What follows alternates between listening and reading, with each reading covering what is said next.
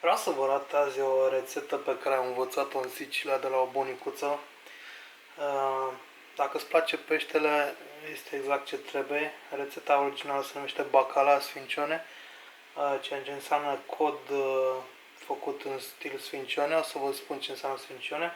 Eu n-am găsit cod și nici nu prea îmi place, dar ce am găsit azi la piață, acești doi șalei excelenți.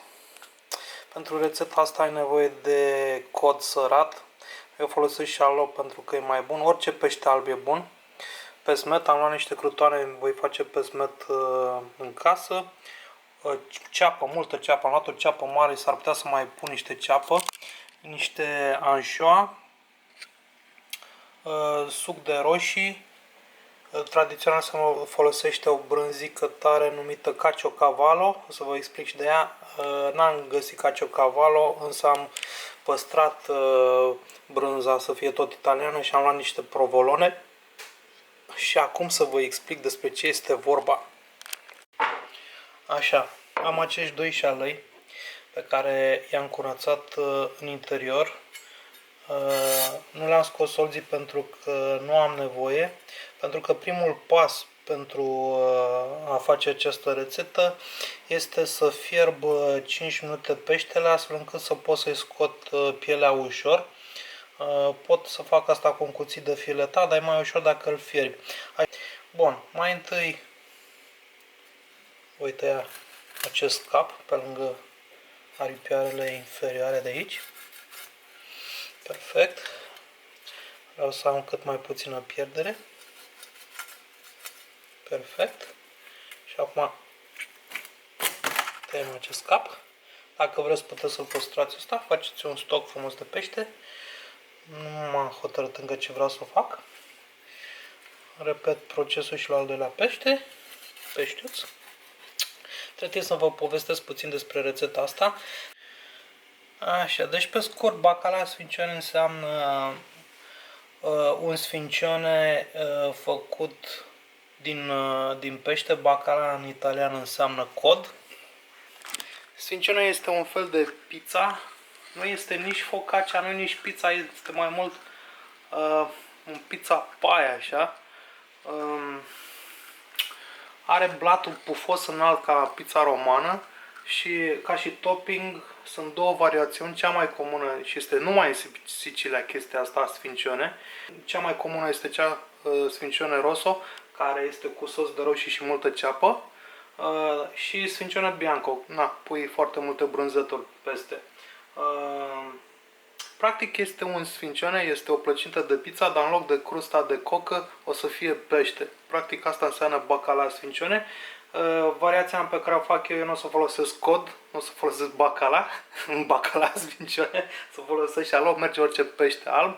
Știu că șalou, biban de mare, doradă, orice să nu fie gras, gen somon, scrumbie, sardină, herring, it's a no-no. Și a doua chestie pe care o voi face, pentru că n-am găsit caciocavallo, care este o brânză de vacă, dar o să mă întreb, ei, Ovidiu, dar cavallo înseamnă cal, nu este cumva brânză de cal? Nu! Ești un idiot! Calul nu face brânză, doar smântână sau lapte de cocos, dacă știi bancul ăla cu cocos. Cred că m-a prins, stai așa! Am scăpat doar cu un avertisment, a fost poliția glumelor. Aveau mandat, nu e prima oară când fac chestia asta. Așa, caciocavallo este o brânză de vacă din Italia, din Sicilia. Îi zice așa pentru că vacile erau sus pe dealuri și erau aduse în oraș, toate productate făcute din lapte de vacă, erau aduse cu carul tras de cal. Și atunci de-aia îi vine numele caciocavallo la această brânză.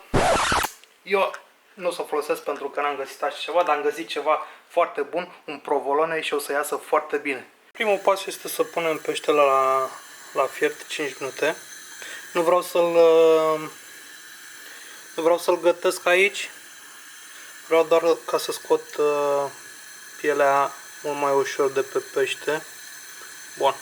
Ce este foarte important acum, dacă tot vrem să simulăm bacala, cod sărat, este să luăm sare de mare, să sărăm apa, să o facem ca și cum ar fi apă de mare, apă de ocean. Cam așa. Când dăm fiert, lăsăm 2-3 minute, maxim 5. Nu vreau să gătesc peștele în faza asta, pentru că o să stea 30 de minute la cuptor.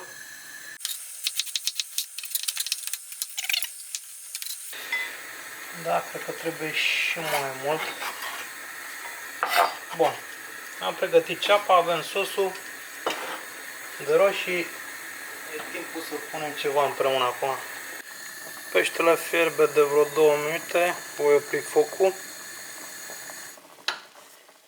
Și voi răci peștele ca să pot să lucrez cu el, să scot pielea. Asta e un moment bun să iei și oasele. Uite ce ușor iese. Așa arată primul strat din sfincione. În loc de a lua de pizza, am un strat de pește fără oase, fără piele. Voi pune puțin ulei de măsline, să nu se lipească de fundul tăvii. Și acum să facem sosul. Am ajuns la partea cea mai grea din rețetă. Să scoți anșoa din această chestie.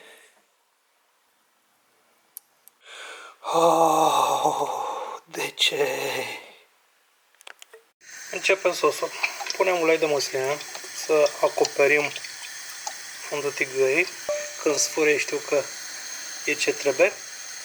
Uite, a început să sfârâie. Acum pun restul de ceapă. Amestec puțin bine să ia toată ceapa ulei. Vă dau drumul la cuptor. 180 de grade.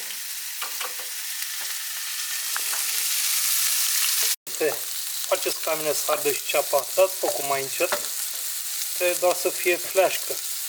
Când e fleașcă, așa a zis și dânsa. Nu cred că scapați fără amendă. E timpul pentru sucul de roșii.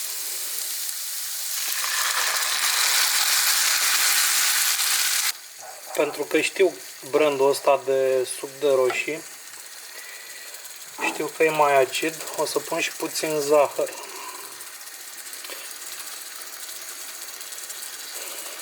Atenție, nu trebuie să iasă dulce. Zahărul se pune strict pentru a echilibra aciditatea sucului de roșii.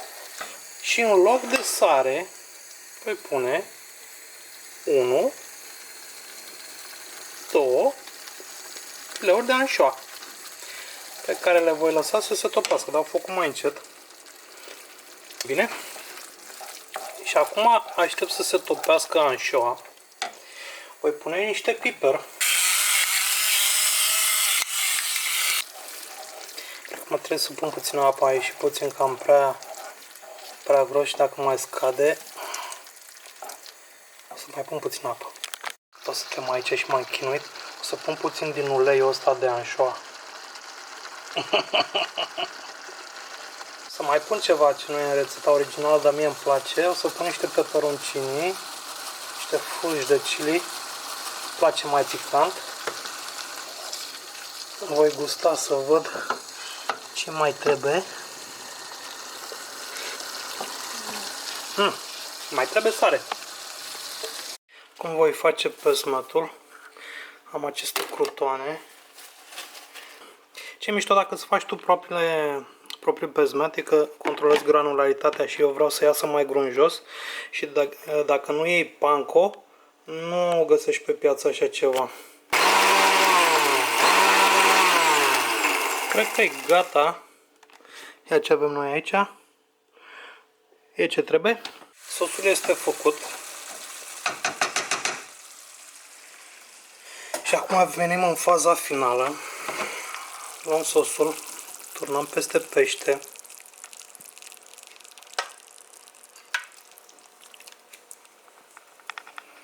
Excelent. Acum punem fileiurile de anșoa. 1. Care m-am chinuit extrem de mult. 2. 3. 4. Știi ce? O să mai pun încă 2. Luăm pe ăsta, îl punem aici. Luăm pe ăsta, îl punem aici. Excelent. Acum vom pune acest fantastic provolone. Provolone peste tot. Cum vom pune pesmet.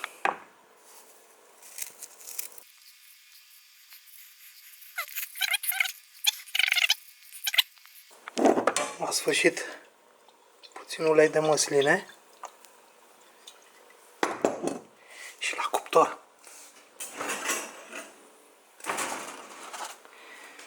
E gata când e gratinată brânza.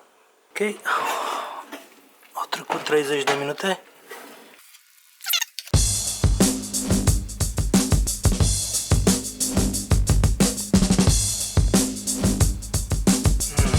Ce bine miroase.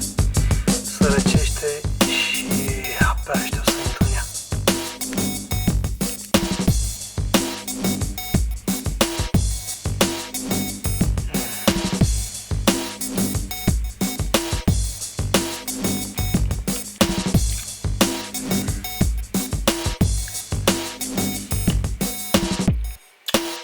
Șalou dulce. Ceapa dulce vine imediat anșoa sărată. Și sosul de roșii care completează tot. Fulgerea de chili se simte așa în aftertaste. După vreo 2-3 secunde. Deasupra nu știu dacă se aude. E un joc crocant. De la pesmet și provolone. Să mai aurăm.